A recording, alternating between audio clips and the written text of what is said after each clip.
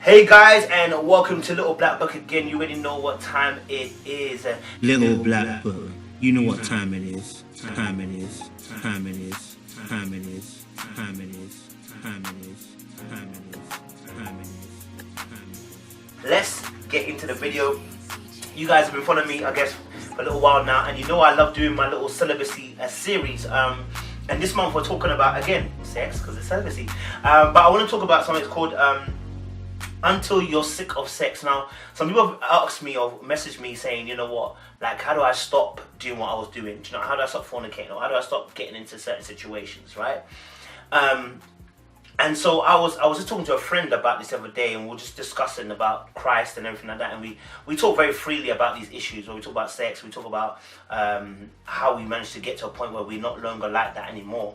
And you know, one of the things that, the concepts that I've come up with, or one of the concepts that God has revealed to me, I should say, I haven't even come up with, God revealed it to me, is that oftentimes people don't tell the truth to yourself. You see, when you don't tell yourself the truth, you find yourself in situations. For instance, you know you got a problem with sex, but then you tell yourself, I can handle it. That's not the truth. So you put yourself in a situation where now you're having to restrain yourself or be disciplined, but the truth of the matter is, you can't handle it. But you tell yourself, I can. So what's the truth? The truth is you can't handle it. That's why you keep having situations. So until you're honest with yourself, and sometimes we think we're being honest with ourselves. No. What you're telling yourself is a fact. I know I shouldn't go there, but it's not your truth. When it becomes your truth, the way you behave is different. Do you understand? So what I started to realize is that fact versus truth. The Bible talks about Jesus Christ is the truth. See, what does that mean? Christ came to open up eyes. The Bible says that he is a light that shines in the darkness. So in order for you to get to a place where you don't want sex to be part of your life like that no more, you need the absolute truth. That means that it needs to be your DNA for it to become part of you. For instance, we're talking about celibacy. This whole channel started when I was let's say 15 months ago, where I wasn't really being celibate. I wasn't practicing celibacy the way I needed to, I wanted to be celibate, deep it. I wanted to be celibate, okay? But the way I was behaving, I put myself always in a position of compromise so that I could fall. Do you know what I'm saying? Now, I would tell myself, I can handle it, I can do it, I'm strong enough. But the truth of the matter was, which is point number one, I wasn't sick and tired of sex. No, I enjoyed sex. And that's my first problem. My first problem is that I was not sick and tired of sex. So let me give you an example. The Bible talks about a time where Israel had gone into the wilderness, okay?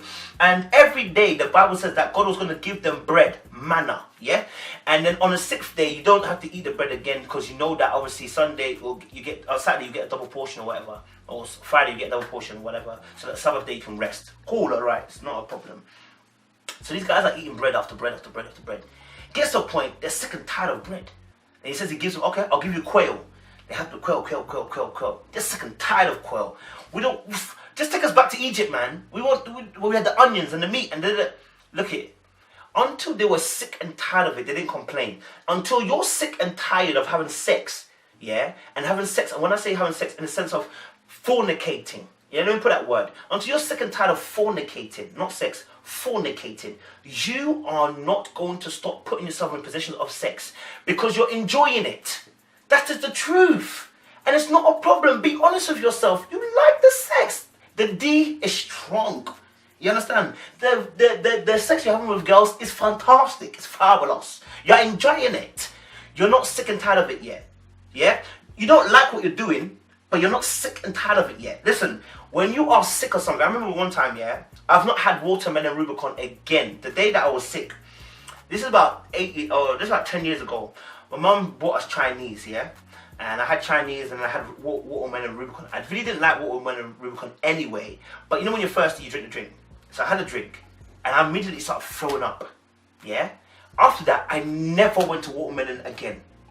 Drink. In fact, I'm even fearful of going near watermelon again. I don't even want to go near it. Do you understand? Because I was sick of it.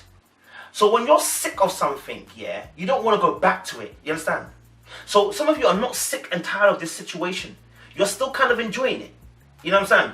So that's why you're still there. That's why, you know, you got that. Let's, for instance, let's talk about a boy or a girl that you like, yeah? Now, you know that every time you go there, they always want to have sex with you. And you're like, no, I don't want to have sex with you. Da, da, da. Or let's say they're cheating on you, yeah? And you're still in that situation. Why are you still there? You know the fact is true that he's an F-boy or she's an F-girl, yeah? Let's put it that way. But until it becomes your truth, you don't leave the situation. Oh, they can change. Oh, you know, da. You know, they're not that bad. But when the truth comes, the day that you're sick and tired of them, yeah, this guy's a prick, he stole my money, he did this, he did that, she's done this, she's done this, she's done this. You are sick of them. You don't want to go anywhere near them. And anytime they mention their name, you repulse.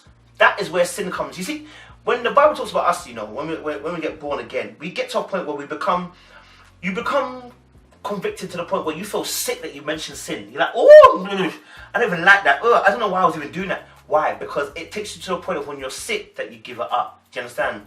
So until you get to that point, you're never going to give it up. And that point of sickness is a point of desperation. I don't know if you've ever been sick before, where you're so sick, yeah, that you sit by the toilet and you're just like, I don't even want to do this no more. I don't want to vomit anymore, man. My jaw's aching, my stomach's aching, even my ass is burning. Like, Lord, just heal me. Take me out of the game. I don't want this no more. Help me. You know when you're so sick to the point where you got to sit by the toilet because it's cool at the bottom of the toilet. Like, it's cool to sit down. You're at that point where you don't want to even think about sick again. You don't even want to know sick again. Yeah? Point of desperation, you cry out. The desperational point is where things begin to change. You're not desperate enough. I'm not saying you haven't got enough faith. Don't listen to what I'm saying. I'm not saying you ain't got enough faith. We don't believe. Listen to what I'm saying. You are not desperate enough. You've not reached that point just yet. You're still kind of enjoying this sexual game, fam. When you reach a point of desperation, along the fact that you're sick and tired of this, fam, change will come.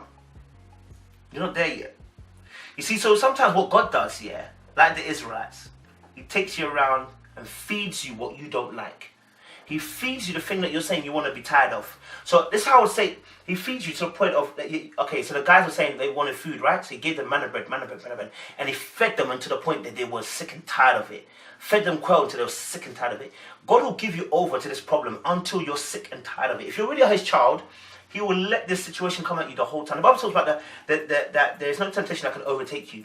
There's always an escape route, yeah? So the devil is actually a tempter. He's a tester. You understand? He comes to test the truth that you got inside of you. That's the devil's job. That's why I don't beat the devil no more. He's not even on my radar no more. I can't remember the last time I said, I rebuke you, devil. And the reason why is because you're not on my radar. Every time something's happening, I think to myself, God, what are you trying to teach me? What are you trying to show me? By using the devil, allowing the devil to do something to me, what are you teaching me? I haven't got time to even rebuke him. My friend, I've got time to give myself to Jesus. Jesus, what are you trying to show me? What are you trying to show me? What do I need to do? What's the next step? That's more important. Because once I know my next step, if I need to rebuke you, I'll rebuke you. If I need to just keep on walking forward, I'll keep on walking forward. But I know what I need to do. You understand? So get yourself into that place of desperation, my friend. You understand? Yeah. You're still hungry. You know, like I said, you know when someone says they're full, and they, you know, you can see that they're still picking away at their food. But you know when your belly is bursting, yeah? And the belt is at the tip, you've got to undo the belt. And you're sitting there and you're instantly regretting that you've allowed yourself to eat this much food to the point that your belly is tough. You know when your belly is tough, when you touch it, you feel the firmness, cuz. And you're instantly regretting, like, fam, I wish I never ate this much food. I wish my eyes were not bigger than my head. Why? Because you get to a point of the fact that you are completely full. You are done. You don't even want to know about food anymore again. Don't mention food to me. But you got to get to that point. You got to get to that point where you're completely full of it. Some of you are not full of it. You've still got room to expand. And that's why you're enjoying the sex. You know, that boy is still filling your ego. He's still filling your heart. You know, you still like the fact that he's giving you attention. Yeah, he's an F-boy, but, you know, like, the sex is good, and, you know, like, I just want to taste it, you know. I'm enjoying my place in the world right now, you know. I don't want to give myself fully over to God, and that's not another point. The reason why a lot of people don't stop sex is because in that area of their life, they're undisciplined if not giving it to God. You've not given it to God. You've said, God, you can't enter that part of my life. Everywhere else, touch it, but that area of my life, leave it alone. Why? I'm enjoying that area. I'm enjoying that area. Don't touch it, don't touch it.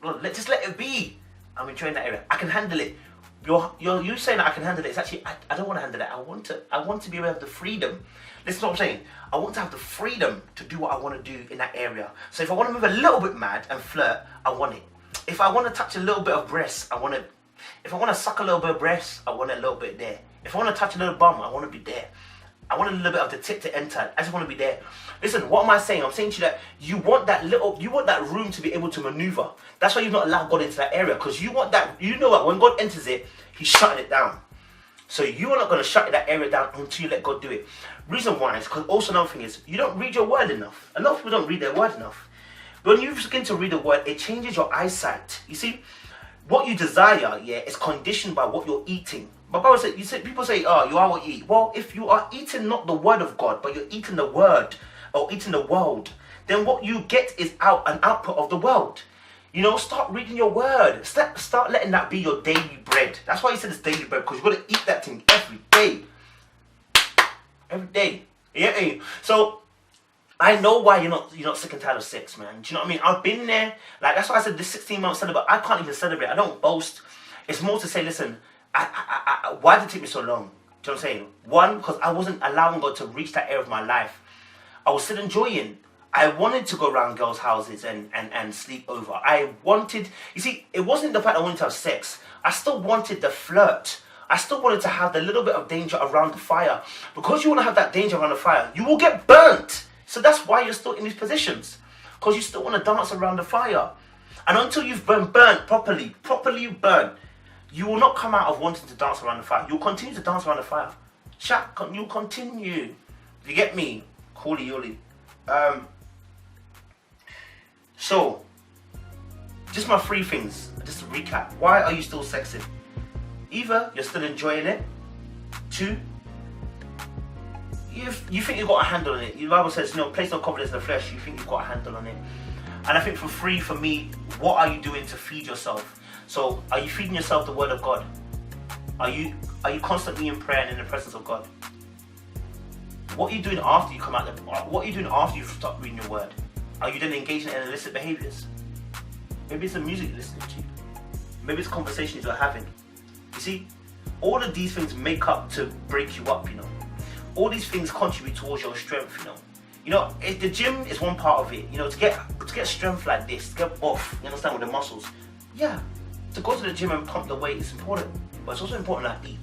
And it's also important, how much am I eating? What am I doing when I'm eating? What time am I eating? Because these are also important to how, all of these factors play into how you get a particular size. All those factors, what I'm talking about just now, will play into the fact of why you can't stop having sex. So guys, for me, just letting you know, listen, you want to stop having sex? You're not going to stop having sex until you're satisfied. You're not going to stop having sex until you're desperate. You're not going to stop having sex until you're sick of what you're actually eating. Then the sex will stop. So guys, listen. Little black book, you already know what time it is. Make sure you like, share, subscribe. You ain't got the minerals. And get gay. You already know what time it is. Wakanda forever. Boop.